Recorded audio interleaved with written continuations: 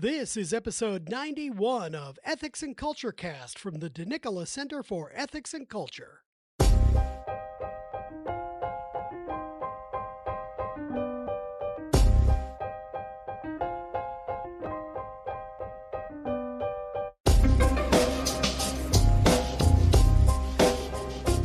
Welcome to episode 91 of Ethics and Culture Cast from the DeNicola Center for Ethics and Culture at the University of Notre Dame. I'm Ken Hellenius, the Communications Specialist at the center. In this episode, we chat with Dominican Father Gregory Pine, Assistant Professor of Dogmatic and Moral Theology at the Dominican House of Studies and the Assistant Director of the Thomistic Institute. Let's listen in together to this fantastic conversation.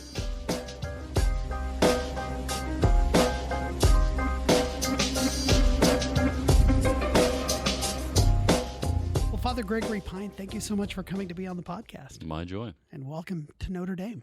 Thank you very much. So tell us a little bit about yourself. Where did you grow up? Where did you do your studies? What did you study? Kind of those sorts of things. Sure, yeah. I was born in Abington, Pennsylvania, outside of the great city of Philadelphia, city of champions, city of saints. And I grew up in Newtown, Pennsylvania, across the river from Trenton, New Jersey. My parents, Barry and Regina Pine, were raised Catholic and lived their Catholic lives with panache and aplomb. My mom passed away a few years ago. My dad's still plugging along, living in my one sister and her husband's and kids' basement. I don't actually know which of those words is supposed to have an apostrophe S at the end, but nevertheless, you get it. And yeah, for us, the Catholic faith was just kind of an organic feature of life. They had a Catholic bookshop in town, which served as a kind of, like alternate ministry hub. And then they would lead pilgrimages to Medjugorje and other like Marian apparition sites. So I used to joke and say that like we were apparition chasers. But it was, the faith for us was something exciting and it was something life-giving. And so, I went to public school all throughout, and then I went to college at the Franciscan University of Steubenville, where I studied math, and then a program called Humanities and Catholic Culture, which is like their Catholic Studies program. Mm-hmm.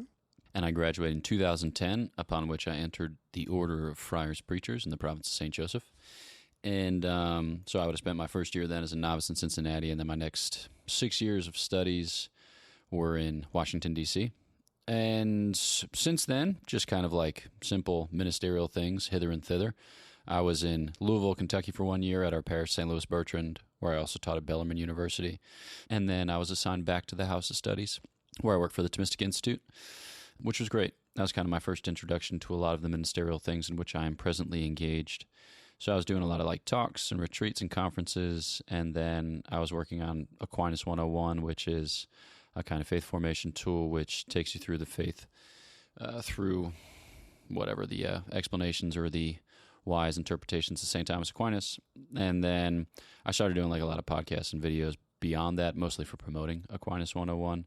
And then I would visit the different students in their campuses or at their campuses, the students who had founded chapters of the Thomistic Institute. So I became intimately acquainted with the workings of American Airlines.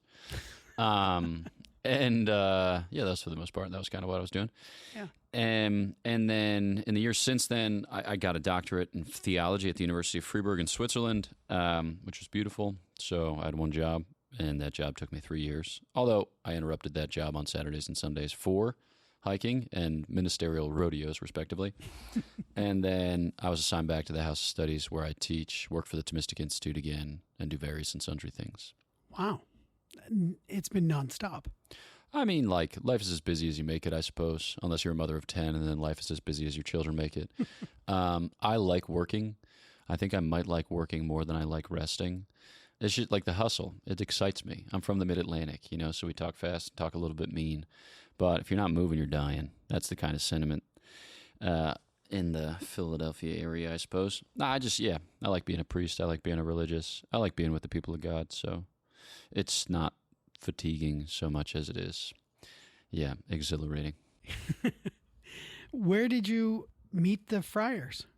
In a book, as is the case for many Dominicans. So my freshman year at Steubenville, my sisters counseled me not to date. They said just make some good friends. They just observed that like some guys would show up at Steubenville, they'd be all I don't know exactly what the word is, but they would find themselves all amorous-like on account of the fact that they were in the midst or in the company of a bunch of faithful women. But then those cats would end up breaking up with the aforementioned girlfriend, and then they'd look around their junior year and realize that they didn't have that many friends. So they're like, just make good friends your first year, don't date, and then you can kind of take it in stride when the opportunity presents itself. And it wasn't like I was some accomplished dater in high school, but that was the first time that I didn't date as a choice rather than as a reflection of my uncomely looks. And so it was cool. It just kind of opened up some questions. And then that year, my freshman year, Eleanor Stump came to school. She came to the university to give a lecture on Aquinas on the nature of love, and it blew me away. Yeah, she just furnished me with a vocabulary and a grammar or body to understand my experience, like my relationships and interactions, and to do so, to begin to do so well. And I was super grateful for that. So I picked up a book about St. Thomas Aquinas, and I read it, and basically upon completion, I started telling people that I wanted to be a Dominican priest. Wow. Yeah. Were there any friars that you were interacting with at all? Or? Subsequently, yes. Yeah, I started, going in spiritual direction to a friar who was teaching at school at the time, and then another friar who was teaching at school in the year that followed. And then I'd kind of make little visits to Dominican communities throughout the course of my college years. But for my province, you can't enter until such time as you have an undergraduate degree if you intend to be ordained a priest. So I knew that I had a few years ahead of me. So I just read about St. Thomas and made some visits and worked out. Wow. Yeah. Talked a bit about the Thomistic Institute, and Aquinas 101 was certainly my introduction to the TI. Tell me a little bit about that ministry. What is the Thomistic Institute? Thomistic Institute is a research institute of our faculty, the Pontifical Faculty of the Immaculate Conception. People know it kind of by the colloquial name, the Dominican House of Studies. And it exists to promote basically inquiry into the Catholic intellectual tradition, and especially on secular college campuses. So a lot of young men and women will go to school, and if they hear the Catholic intellectual tradition mentioned in their classrooms, it's often derisively. So the idea was that we can give the students resources whereby to host lectures and reading groups, conferences, and retreats, which put them in living contact with a tradition which isn't to be mocked so much as to be profited from. And so it just started like hosting conferences at the Dominican House of Studies, and then there were other conferences besides, and then the Campus Chapters program launched maybe 10 years ago. And so students can organize on campus, get recognition from their university, get approbation from their chaplain, and then they get access to Thomistic Institute benefactor gifts. So that way they can host speakers, reading groups, at the other things that I made mention of. And so it's ended up becoming like a sweet network of students and faculty and other interested persons. So then like the online stuff, like the Thomistic Institute podcast and Aquinas 101 have just kind of grown organically out of the lectures that take place on campus, the questions that folks ask pursuant to those lectures. And there are a bunch of other programs besides, but that's the basic bread and butter. Yeah. And it's not just faculty from the PFIC. No. Yeah, there's, made up number, 150, 250, some large number of people, mostly throughout the United States, but we also have speakers in Europe, and we're just starting some new projects in Australia and even further afield. So, yeah, it's basically folks who are keen and who are willing. Anytime you work for the church, you have to be willing to rough it a little bit. Not in that we don't do things professionally, but, yeah, we're just trying to steward the benefactor's money and God's graces in a way that's most responsible. So, yeah, there are some really heroic faculty at, there are faculty here at Notre Dame who pitch in, and faculty at Steubenville and at UD and other places besides. But it's proven really efficacious in the lives of those students whom they've touched. Yeah. Yeah, I know. So here at Notre Dame, we do not have a TI chapter. Right, yeah. As you say, the primary, or at least a major part of the audience, is at secular campuses. Exactly, yeah. So it's, in some ways, preaching to people who may not have this opportunity to get exposure to the Catholic intellectual tradition in a positive way. Yep. So on account of the fact that since you have DCC events, students have access to the type of programming that they might otherwise find under Thomistic Institute auspices. So yeah, all things work to the good. Fantastic. Well, you mentioned that you went off to Freiburg and got your PhD. No, you got a Doctor of Sacred Theology. It's both, actually. Both? Yeah, Both it's and. dual accredited. Okay. So you can say whatever you darn well please. What did you study and what did you write on? I studied Christology, and I wrote on, everyone who is listening can now take a nap. I wrote on Christological exemplarity in St. Thomas Aquinas. So the question is specifically like, how does Christ save, and what's the point of having lived an entire life? Because, he takes our humanity from top to bottom, and especially like the Cappadocian fathers repeat often, what he has not assumed, he is not saved. So there's a real insistence there in the Church's conciliar tradition and theological tradition that he assumed the whole of our human nature. My argument was to kind of extend that. Well, if we can affirm it synchronically, we can also affirm it diachronically, which is to say, to see how that plays out throughout the course of his life, that is to say, through time. So Christ could have, come as a full-grown man, snapped his fingers, and then ascended unto heaven. But instead, he gestated for 9 months and lived for 33 years and passed through all manner of deeds and sufferings. So the point of the thesis was just to explore how St. Thomas understands the efficacy of Christ's life as like something after the manner of an exemplar cause, which is like the way that a form pre-exists in the mind of an artisan. So Christ is the shape of salvation, which he subsequently impresses upon us, the church. That's the basic idea. Okay. Yeah.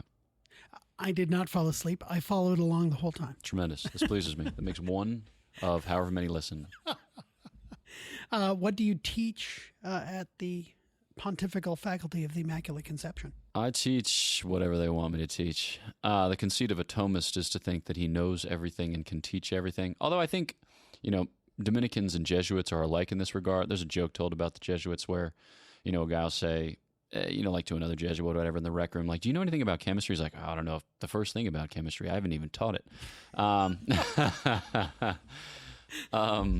So, yeah, actually I was talking to another friar who teaches sacred scripture. He's a New Testament scholar. And I was asking him if at his university, which is a high-level research university, he could teach Old Testament. He's like, no, it's just kind of unthinkable. With the degree of specialization which is expected here, I'd have had to undergone a wholly different formation for like the past 10 years. I was like, well, I wasn't asking. This is another party. I'm just recounting somebody else's story. But the other individual asked him, could you teach Old Testament at a seminary? And he said, at a seminary? I could teach canon law at a seminary. So that's all a long way of saying that I teach moral theology. So I teach classes in the theological virtues, cardinal virtues, Catholic social and sexual ethics. I've taught a sacraments course before. I've taught some random electives on some random themes. But wheelhouse is morals at this stage of the game because that's where the need is. Sure. The students there at the Dominican House of Studies, for the in the parlance of our time, exactly, for the initiate, are primarily seminarians, yeah, those in I'd formation? Say, I don't know exactly how many people we have at the school. I jokingly say that the Dominican House of Studies is the Washington, D.C.'s premier homeschool co-op. We might have like 80 students, probably 40 of them are Dominicans, okay. And then the other 40 would be other religious seminarians, lay students, etc. Sure. Yeah. Right across the street there from the Basilica of the Immaculate Conception. Exactly. Yeah. Yep. Well, you are a bit of a publishing kind of phenomenon as well. As a matter of fact, you mentioned as you were flying in, you were writing your next book. That's right. Yeah. So you have several books out already, including one released last July from Ignatius Press called Your Eucharistic Identity, a Sacramental Guide to the Fullness of Life, which I'm about a fifth of the way through. I Nice. started reading it yesterday, and it's a lot like talking to you as I think about it. Of course, in America, we've been seeing some fruits of the National Eucharistic Revival that began in 2022. Of course, Indianapolis 2024, the big Eucharistic Congress. How does your book concretize this revival that's taking place for the average layperson, for me? Yeah. The basic idea is, it was with an eye to this time of Eucharistic revival, just to kind of help contribute in some small way and, to like ride the wave. Because what's not to love? I think the basic idea is that, here's what I have in the back of my mind. Sometimes we define ourselves against, which is to say we have a clearer sense of who we are not rather than who we are. And so like we have it in our minds, for instance, that Protestants say that we're justified by faith. So as Catholics, we must be justified by works, which is just not true. We're justified by faith, breathing forth love, made manifest in works. And so, too, when it comes to the sacraments, sometimes we have it in our minds that, Protestants say that sacraments are symbols, mere symbols, but symbols. And so they can't possibly be symbols. They must be something else besides. But in so doing, we miss out on the signification of the sacramental life and the precise way that the Lord wants us to profit from it. So the basic point of the book is that the sacraments are signs of sacred things which make men holy. That's St. Thomas's little thumbnail sketch. And that when we attend to the signs, then we can profit from the realities which they mediate. And so I just want to direct people's attention to things at work in the Eucharistic liturgy, because I think there's a kind of book about the Eucharist that's like, let's try to get more out of Mass. But for whatever reason, that strikes me as kind of crass, because I don't think we're supposed to get more out of God. I think we're just supposed to show up for God and then be content with what God does. So the point of the book is just kind of facilitate that movement, help us to show up for God in the way that he intends us to show up for him, which is through the signs. Yeah. The idea of identity is, of course, in the ether. It's all about us, right? Defining myself, or deciding who I am, making my own identity in a way. And you really speak about receptivity, about showing up and just being there, because it's grounded in God. Yeah. So I find that to be an invitation. Yeah, we can rely on God to give us what he wants to give us. We don't invent our lives, or we don't construct our lives. I don't know what the best language would be, but we just come before the Lord as beggars. There's a cool Luigi Gisani, who founded the lay ecclesial movement, Communion Liberation. He says that the real protagonist of history is the beggar. It's Christ who begs for the heart of man, and man who begs in turn for the heart of Christ. And so I think to cultivate that spirit of beggary, mendicancy, we might say, is fruitful in our lives, because when we wander off in a kind of self-serving or self-conceiving direction, it ends up kind of weird. Yeah. The idea of the signs being meaningful is, as you were speaking about Christ being born, 9 months in the womb, living 33 years, experiencing everything, actually infuses every one of those things with meaning themselves too, right? The very idea that matters. Mm-hmm. Yeah. No, I think it's one thing that I try to emphasize is that we have a kind of confidence that we can meet Christ in our humanity because he has assumed the whole of our humanity. And that's not just to be shocking and say Christ burped. Because I don't know if he burped. Who knows? It doesn't matter. But it is to say that Christ did assume the whole of our condition. St. Thomas will say, for instance, that the only things that he doesn't assume are things which are unbefitting his Godhead, like sin, or unbefitting his saving mission, like ignorance. He's not ignorant on account of the fact that he came to enlighten, not to kind of muddle around with us. And so there's a sense in which Christ's assuming of human flesh, this act of utmost solidarity, is purpose-driven itself. And so we can profit from its logic, not just in observing, say that's cool, but in the sense of getting on board. Because if Christ wants to be with you, then that gives us the confidence to be with him. He is, as it were, with us in the sense that, he's a creator and a redeemer. He's more present to us than we are to ourselves. It's a matter of whether or not we choose to clue in, or whether or not we choose to direct the course of our life to reflect that fact. Yeah. Well, now you're here at Notre Dame this weekend for a couple presentations, including a chat about your newest book, which is on the sins of speech, which we're going to link to the presentation in the show notes. But you're also speaking at a day of recollection for our Soren Fellows. What are you going to talk about with them? Great question. Is this the part of the show where I admit that I haven't written either of those talks? Well, by the time we air this, it'll be have in written the past. Yeah, exactly. So, yes. On account of the time travel, paradox of podcasting and post-posting. So I'm a big fan of what I like to call remote preparation. I think that we seek to consecrate not just our actions, but the whole of our life. And so I think we do so by making the whole of our life a kind of preparation for whatever comes next. And then, when occasion arises to crystallize a thought or concretize a particular presentation, you're ready to do so because you've been in ongoing and living dialogue with the Most High God. So I think for today, the theme is training the tongue, which is based on the book. And the point that I try to communicate apropos of said book is that the point of speech is communion. And so I think a lot of people have tacitly despaired at the prospect of being close to each other. And so they content themselves with crass modes of feeling close to each other. And I think that the promise of speech is that it helps us to concretize our thoughts and affections so that we can share them with another, and so another can actually enter in. Again, the promise of speech is that we can affect a kind of confluence of thought and affection. And in so doing, as spiritual creatures, we can be together. We can think the same thoughts. We can love the same realities, which is pretty wild. And so, there are various types of literature which help us to confront sins of speech, which can tend to be like finger waggy. It's like, you gossip, how dare you? You liar, how dare you? Etc.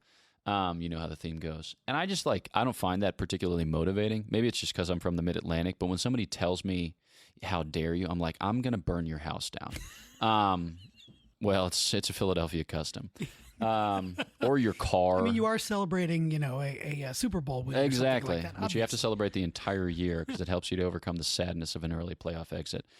It just drives me nuts. But when somebody says, hey, there's a beauty that lies in store to which you have access by virtue of your human dignity, your baptismal and confirmational power, and the Lord's ongoing work in your life. So, what's not to love? I'm like, heck yes. I can get after that for sure.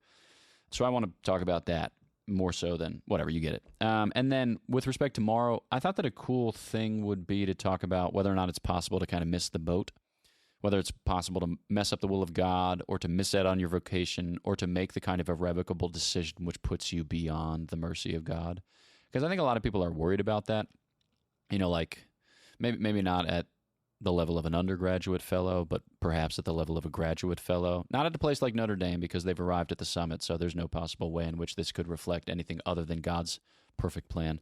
Nevertheless, there are people who think such like things. And I'm utterly convinced of the fact that God will permit us to wander to the very edge of the earth, only to pull us back by a twitch upon the thread. So you're never outside. That is to say, you're always within his reach. So I'm just going to find various ways in which to communicate that point while speaking at 179 words per minute. It's crazy how often the phrase "a twitch upon the thread" comes up. I mean, Chesterton was he planted a seed with that. Yeah. It's the leitmotif. Yeah. Yeah. Crazy. I think it's a potent thought. You speak about humor in your book, in your new book. Mm-hmm. Humor is I'm a big fan of humor. Think And of course, humor is one of those things that can be cutting, and it can be just absolutely, and especially online discourse, which you think you're trying to be funny, and in your mind you're being funny, but for somebody who's not necessarily on the same wavelength as you, they have just had their knees removed, kind of deal. Yeah. What are there? Do you speak about this in your book? I do. So for each chapter, for each theme, there's a virtue at stake, and the virtue here is what's sometimes referred to as eutrapelia, or otherwise referred to as playfulness, that virtue which moderates our use of humor and games. And the idea is that, so the way that St. Thomas sets up his argument, he says, there are going to be times where you need to rest your body because it just can't take too much. And you could do that by repose, but you could also do that by leisurely activity, delightful activity. He says something similar can be said of the soul, not on the account of the soul, the soul doesn't by its nature fatigue because it's spiritual, but as conjoined to the body, it does in a certain sense. Mm-hmm. So yes, you can give it times of repose, and certainly we do that, but you also can give it times of delightful activity. And I think that humor is just, on the one hand, it reflects the fact that we as human beings are silly creatures. We have transcendent thoughts and upset stomachs, but it also reflects the fact that we're meant to play, we're meant to enjoy ourselves for this kind of blessed release, but also as part of the activity, which is blessed, leads to beatitude.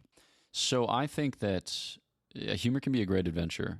We can rely on, again, lowbrow forms of humor, like puns or poop jokes or things like that, but that doesn't get you too terribly far unless you're 7. I think that what we're looking for is a way in which to create a communion of delight, to welcome people into the joke, such that it's not an inside joke so much as a joke for everyone who is willing to laugh. And I think that can alleviate a lot of the distressing sorrow of our human condition and conduct us into a fullness which some people have begun to despair of, or some people find difficult to believe in. So yeah, I'm for it. Yeah. Yeah, so much of the online discourse is moving from anger to anger or, outrage to outrage. And yet these moments of joy, I mean, we are members of a church that has a patron saint of humor. Nice.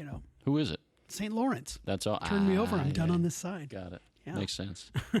Which is itself also really funny if you think about it, just because it's a bit morbid. It is. Yeah. God bless him. Indeed. And God bless all the saints, right? Yeah.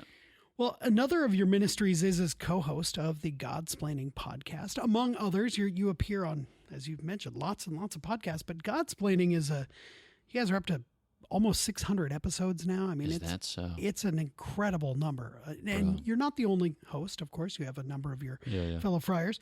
But one of your recent episodes caught my attention because from the very first episode of Ethics and Culture Cast, I've always ended with the phrase, make good decisions. And you had an episode called Making Good Decisions, which was inspired by your book on prudence. So you being particularly qualified to speak about this, now is my time to actually ask someone to help the listeners of Ethics and Culture Cast know, are there ways that we can strengthen the virtue of prudence? There are indeed. I think that first thing to say is we're not looking so much to produce certain effects or consequences here in this world. We're looking to become people of character who are capable of congregating with other people of character. So sometimes we have it in our minds that we can become technicians of reality, pull at the levers and produce the types of outcomes which we would so wish to realize. But we're not. We're not technicians of reality. We are agents of providence. And, the best that we can hope for is to be faithful, hopeful, charitable, and see what God will make of it. Not to say that we excuse ourselves from kind of due solicitude for those consequences and effects, but we can't make of them a kind of idol. And so I think if you want to grow in prudence, right, one way in which you can approach decisions is not so much in terms of outcomes, more in terms of who do I want to be on the other side of this? And so maybe here, a couple concrete thoughts. One, read good literature because you get to experience the moral agency of another person at a certain critical distance. And especially psychological authors like Dostoevsky, I think, can be fruitful in that regard. Another thing is maybe keep a prudence journal. So you're going to agonize about certain decisions, but you tend to forget those decisions that you made well, and you tend to accuse yourself of those decisions that you made poorly. I think it's helpful to have a kind of balanced sense. So whenever you sense this is this is a serious decision, journal in anticipation of it, and then journal in the months subsequent to it, and see how it's connected with the other things that are going on in your life. And then I'd say just try to moderate. So if you tend to be a precipitous person who flies off the handle, well, try to see if you can consult others, older, wiser, those who have been through it, those who have suffered in anticipation of big choices. If you tend to be plotting, somewhat over-deliberate in your decision-making, then you might just give yourself a ne plus ultra, as the Latin authors say, like a beyond which not.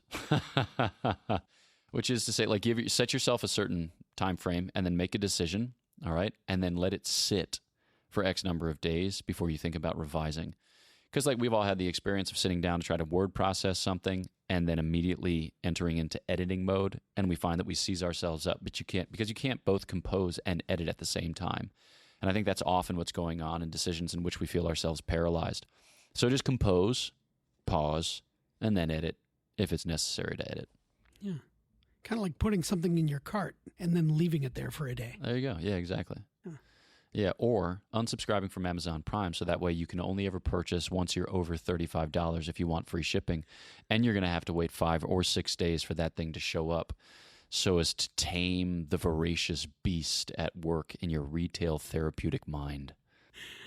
That there's a challenge. How many people are really going to unsubscribe from Amazon Prime? Guy who's got 2 thumbs and already did it. This guy. Well, Father Pine, this has been a fantastic conversation. I don't know any better way to end now that we know how to strengthen our decision ability, our move towards the virtue of prudence. So thank you so much for coming to be with us, and thank you for your ministry, and may God continue to richly bless you and all of your work. Thanks very much.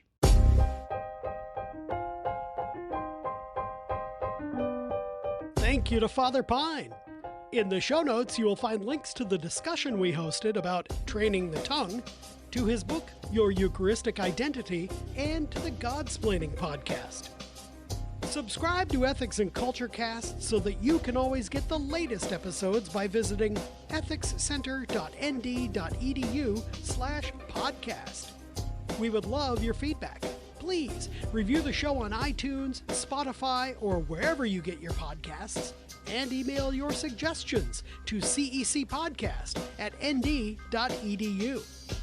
Our theme music is I Don't Know by Grapes, licensed under the Creative Commons Attribution License. We'll see you next time on Ethics and Culture Cast. Until then, make good decisions.